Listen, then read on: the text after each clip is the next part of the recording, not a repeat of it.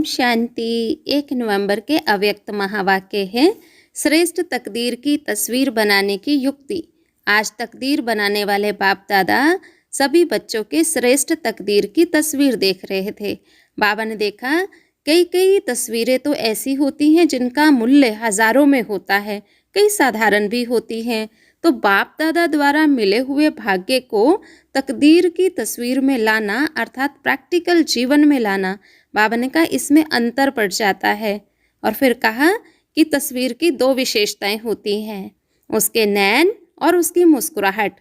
बाबा ने कहा नैनों में रूहानी विश्व कल्याण, रहमदिल पर उपकारी दृष्टि हो और मुख पर मुस्कुराहट हो।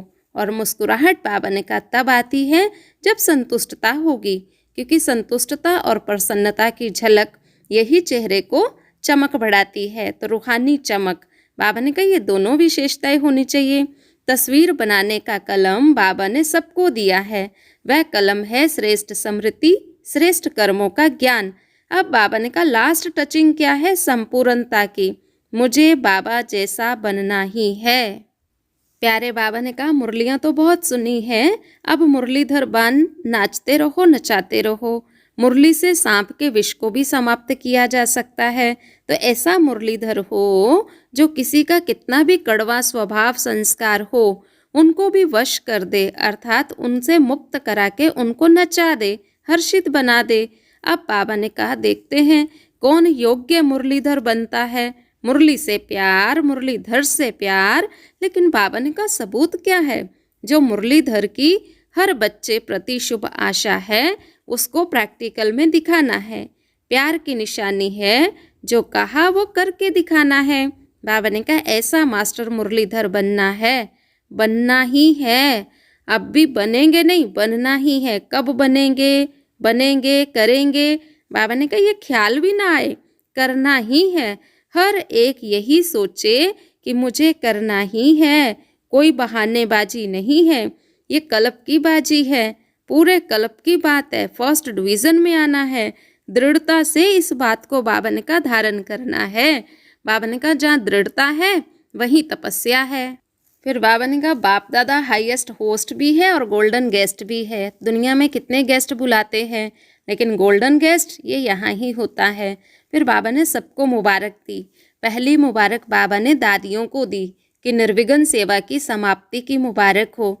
फिर मधुबन निवासियों को बाबा ने मुबारक दी कि देखो बाबा भी मेहमान बन के आया और बच्चे भी मेहमान बन के आए, और मधुबन निवासियों ने निर्विघ्न बन हर्षित चेहरे से मेहमान निवाजी अच्छी की, तो बाबा ने उनको भी मुबारक दी।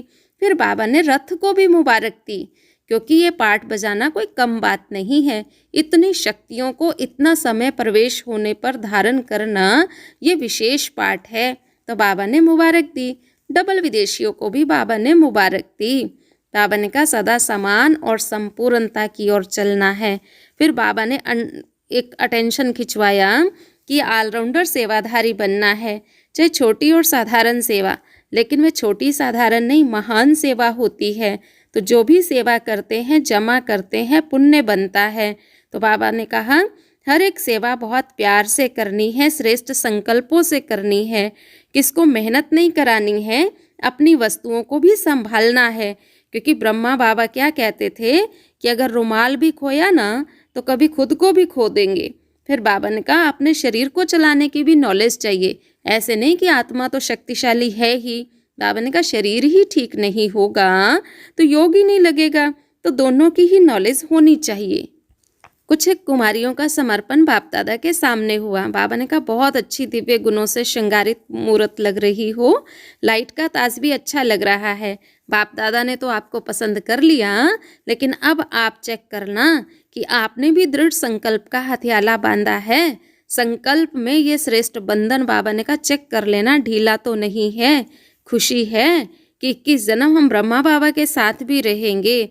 सदा ताजधारी बन के रहना, खुश रहना, हंसते गाते रूहानी मौज में रहना। फिर बाबा ने कहा राजयोगी बनना है। राजयोगी मतलब कर्म इंद्रियों को चलाने वाला, कर्म इंद्रियों वश चलने वाला नहीं। अगर कर्म इंद्रियां वश हो जाता है तो राजयोगी नहीं, प्रजा योगी कहेंगे। तो राजयोगी बनना है। अपना टाइटल भी याद रखना, मैं राजयोगी हूँ, सर्वशक्तिवान का बल है। भरोसा है तो सफलता का अधिकार मिल ही जाएगा। बाबा ने कहा सदा याद रहे, फ़कुर रहे, मैं दिल तख्त नशीन आत्मा हूँ। फ़कुर अनेक फ़िक्रों से फारिग कर देता है। बाबा ने कहा अब सर्टिफिकेट लेना है अधिकारी बनने का। बाबा ने कहा तुम हो रूहानी खुशबू देने वाले रूहे गुलाब। बाबा ने कहा देखो सदा ये याद रहे कि मैं अविनाशी बगीचे का अविनाशी गुलाब हूँ, मुझे कभी मुरझाना नहीं, सदा खिला हुआ। ऐसे खिले हुए रूहानी गुलाब सदा सेवा के निमित्त बनते हैं। याद की, शक्तियों की, गुणों की खुशबू सबको देते रहना है। स्वयं बाप ने आकर आप फूलों को तैयार किया है। तो बाबा ने कहा कितने सिकिलदे हो। आज का वरदान भी बहुत अच्छा है।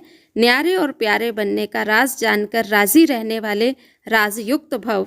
जो बच्चे प्रवृत्ति में रहते न्यारे प्यारे बनने का राज जानते हैं, वे सदा स्वयं भी राजी रहते हैं, प्रवृत्ति को भी राजी रखते हैं। साथ साथ सच्ची दिल होने के कारण साहब भी उन पर राजी रहता है। स्लोगन है सेवा से जो दुआएं मिलती हैं वे दुआएं ही तंदुरुस्ती का आधार बनती हैं। स्वमान रहेगा मैं बाबा की बगिया का अविनाशी रूहे गुलाब हूँ। ओम शांति।